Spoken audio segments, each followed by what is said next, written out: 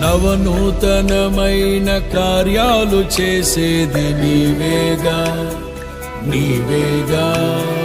అత్యున్నతమైన స్థలములపై నడిపేది నీవేగా నీవేగా. విధినే ఛేదించి నీవు భువినే వెలిగించగా, స్తుతినే నా నోట పలికించి బహుగా